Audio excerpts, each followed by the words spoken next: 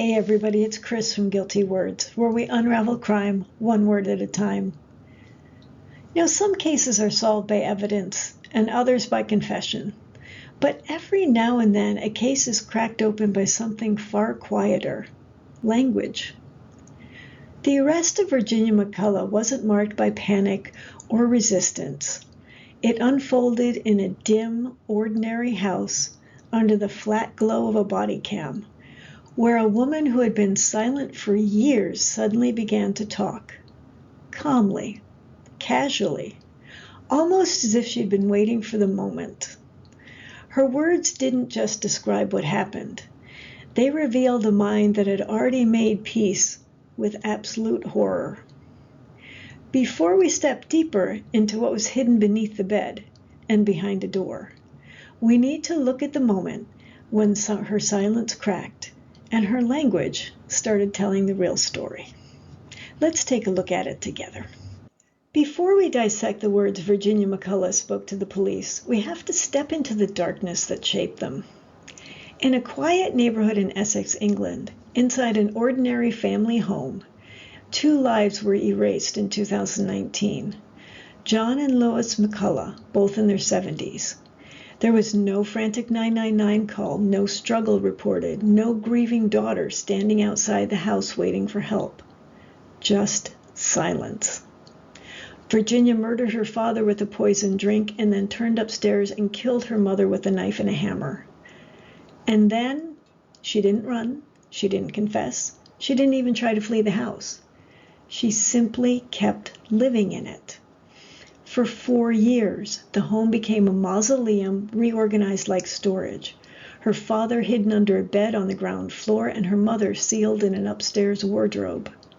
And Virginia moving from room to room, day after day, as if nothing had happened. Meanwhile, the outside world received a steady stream of excuses. They're traveling, they don't want visitors. COVID, you know, they're isolating. Behind that facade, she was quietly draining their accounts, using their pensions and spending the money of the dead while pretending they were still alive.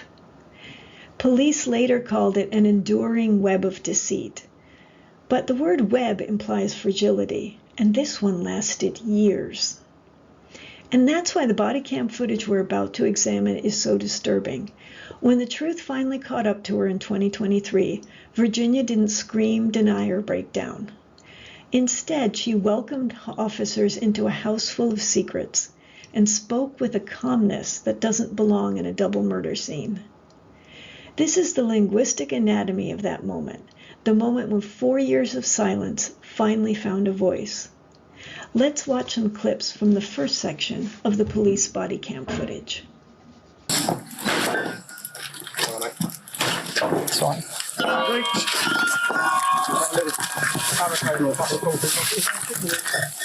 No one in here at the moment. Hold on. It's the police. Got it. Stay where you are. Stay where you are. Show me Stay where you your are. Show hands. your hands. You there? Jenny. Yep. Jenny. Oh. The time is 12:12. You're under arrest on suspicion of murder against Jonathan McCullough and Lois McCullough. Yeah, Okay? okay. She doesn't say anything, but it may harm defence. If you do No, not I just mention take my cover. when questioned, so much like she want anything to do so Exactly. with the business. Okay? Alright, your arrest is I'll necessary cooperate, I'll for a cooperate. prompt and effective. Is there anything in the pot that we should know about? Yes, there Where? is. Can I take you to it? No, you can tell me. Can we go in there for a second, just so I can tell you something about what's in there? Yeah. Yeah. And then, You want to tell us the only something. reason I said I need to tell you something about what's upstairs on the top floor as well. It's fine. Yeah, okay. It's a bit more quiet, sir. Is it Yeah. Yes, mind your feet, so obviously we can Honestly, I'm not that dangerous. No, it's fine. I know, but obviously I've got to be careful.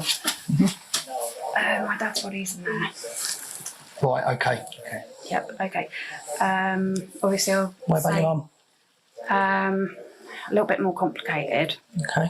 That's why I said, can I go upstairs and show Right, you. can you If explain wanna it to us, bring please? Because officers, we're trying to preserve this. It's now going to be seen, so we need to preserve this the best we can. So I don't want you to have you walking up there, all right? Because that's for your well-being as well as ours. Oh, no, Okay. So what? Thank you. Where will we find your mum? Well, possible. Where will we find your mum?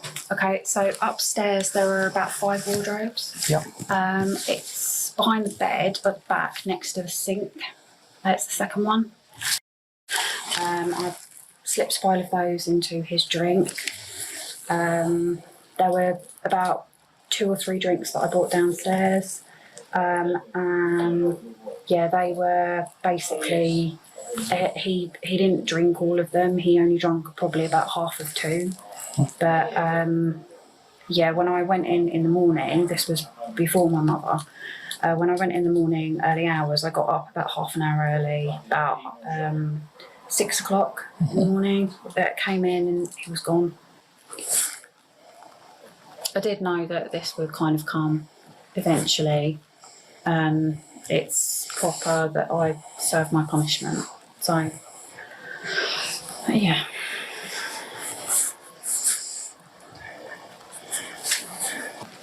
Yeah. What's significant as I've written down there here now, I've just read out to you. Are you happy to sign that, to say that's a true account? Yeah.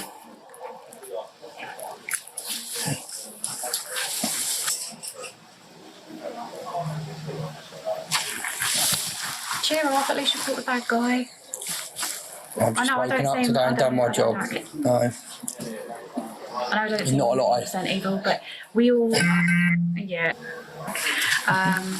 Also in the handbag as well, there's, and again, because you're probably going to need to know about it, there's a card in there, card one money. And that's a bank card where there's a lot of transactions that have taken place over the last few years from money that pertains to my parents. When police burst into the home shouting at her to show her hands, the expected reaction from an innocent or shocked person is startled confusion, fear, or even panic. But here's Virginia's entire reply. Yep. A one-syllable acknowledgement that sounds like someone being mildly inconvenienced, not someone being arrested for a double homicide. This extremely low affect behavior continues throughout the entire encounter, and it's one of the earliest linguistic red flags of emotional detachment. But I think it's something even more. To me, this entire arrest and the subsequent questioning feels like a contrived performance on Virginia's part. She knew they were closing in on her and her arrest was imminent. This is her chance to stand out and surprise everyone with her reaction. She even wants to escort the police as they uncover the bodies. And I wonder if that would give her some kind of sick thrill. Before saying anything incriminating, Virginia tries to soften the moment linguistically. Could I just get, could we go in there for a second so I can tell you something? I'm not positive, but this could be the bedroom where her father's body is under the bed. So this hesitation is a classic verbal hedge. She wants to control how the confession unfolds. People who fear loss of control often soften their approach with just, like, and can we. She's preparing the officers for a major revelation while still attempting to control the environment. Then comes the first earthquake line of the entire arrest. She doesn't say my dad. She doesn't say he's dead. Doesn't even express shock. She uses an extremely flat noun, body. This is distancing, choosing a depersonalized label instead of a relational word. And it's a hallmark of emotional detachment. She reports a murder the way someone else might report a leaking sink. When asked directly about her mother, Virginia replies, a little bit more complicated. This is evasive language, soft, abstract, and vague.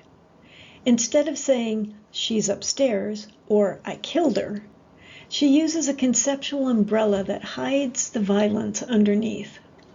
Offenders often switch to vague language when the second victim involves more brutality or guilt, and certainly the murder involved a lot more brutality on her mother than on her father. Notice where her focus goes next. Not remorse, not shock, but logistics. She maps out wardrobe placement like she's giving IKEA assembly instructions. She also gives dosage math. How many pills, how many drinks, what percentage was consumed. This fixation on process over humanity is another verbal hallmark of a detached narrator, someone who cognitively organizes the crime rather than emotionally processing it. So here Virginia switches into what some psychologists call a self-destructive narrative. I did know that this would kind of come. It's proper that I serve my punishment. But words like proper and serve belong to the language of etiquette, not homicide.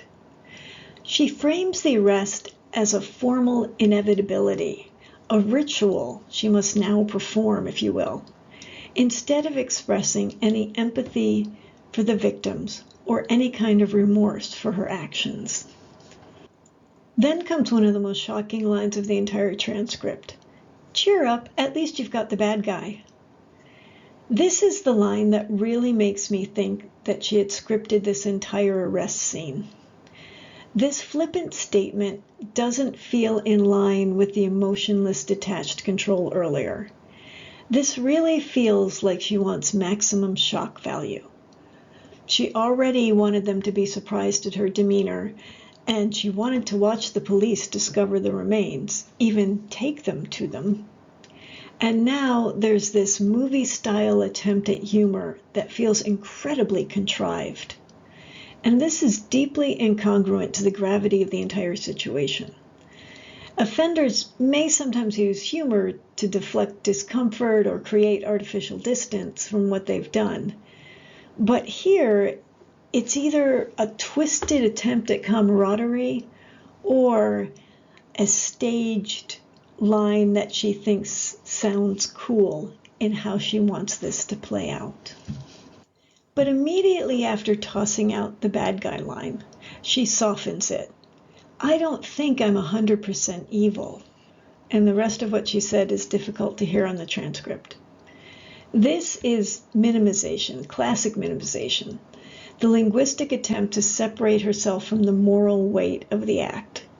She admits wrongdoing, but pulls back from an actual character judgment, almost as if she's trying to negotiate and control her own villain status. Then Virginia volunteers something that the investigators haven't even asked about yet. There's a card and a lot of transactions, money that pertains to my parents. This seems to be a spontaneous confession about a financial motive, potentially a preemptive strategy to manage what investigators will eventually uncover anyway. But I wonder if it isn't to assign motive that she wants people to attribute to her actions. A money motive is common and clear. Yet her life didn't change a lot after the murders financially, since her parents had been pretty much supporting her anyway, and she lived with them. She didn't suddenly start spending a lot of money or paying off a lot of debt.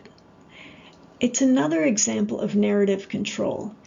And could it be to keep people from looking at a deeper, uglier motive on her part, like hatred? Certainly killing her mother with a knife and a hammer speaks to a lot of rage. After Virginia is taken to the police station, she continues to be extremely cooperative.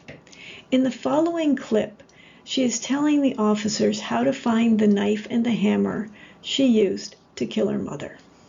So, murder weapon is upstairs in the private room, kitchen knife. It's in the middle of the brown carpet, against the wall, opposite the shelves. So there are two long white shelves. So opposite where that wall is, that's where the knife is. So on the ground floor, underneath the stairs, there's a few like storage boxes and things. And in the middle, I think it's in one of the boxes or in a bag or something. If you want me to shush after this, it's fine. But every bit helps. You will find forensic bits helpful. There's a hammer. I know, but I'm trying to help so you find everything. It's in the middle underneath the stairs. It will still have blood on it. It's rusted, but it will still have blood traces on it. So not cooperating is futile. Yeah. There's no point in not cooperating, there really isn't. And half. Interesting that she kept them. When discussing the murder weapons, Virginia again uses that strange blend of composure and helpfulness. She tells them exactly where to find the knife and the hammer, adding, "It will still have blood on it. It's rusted." The tone is almost customer service-like. This is not a person reliving trauma. This is someone inventorying items. Near the end of this latest clip, she says, "Not cooperating, it's futile. There's no point." This aligns with that early ritualistic acceptance, that the idea that this was somehow all destined. It also avoids deeper emotional engagement. She's not apologizing, grieving, or explaining. She's simply narrating the inevitability of her capture. When you place all these pieces together, the calmness, the over-explaining, the minimization, the bad guy humor, and the almost clinical description of murder, you see a portrait of someone emotionally disconnected from their victims, focused on logistics, and oddly eager to choreograph the narrative of their own arrest, to control it, if you will. These aren't just words. They're almost like linguistic and psychological fingerprints. So what conclusions can we draw from all this? Well, Virginia McCullough was excellent at controlling her narrative. She controlled it for 4 years while her parents' bodies decomposed in the house, and she was incredibly good at convincing people they were still alive. When her time was up, she had one last narrative she could control, and that was her arrest, and I think she scripted it. One thing that got thrown off was she didn't get a chance to lead the police to the bodies. I'm sure she had a few great lines as they're finding them, but they didn't let her do that. But she got her one good line in. There's still so many questions with this case, like how it could go on for so long, even with COVID, and her psychology to be able to behave this way. And maybe we'll never know the answers. Currently, she's serving a life sentence with a minimum of 36 years. What do you think of this case? Let me know in the comments below. And thank you for joining me tonight. I really appreciate your time. And if you've enjoyed this video, you know the YouTube drill. Please like, subscribe, share, all that good stuff. It really does help the channel out. And until I see you in the next video, please use your words wisely and well. Take care.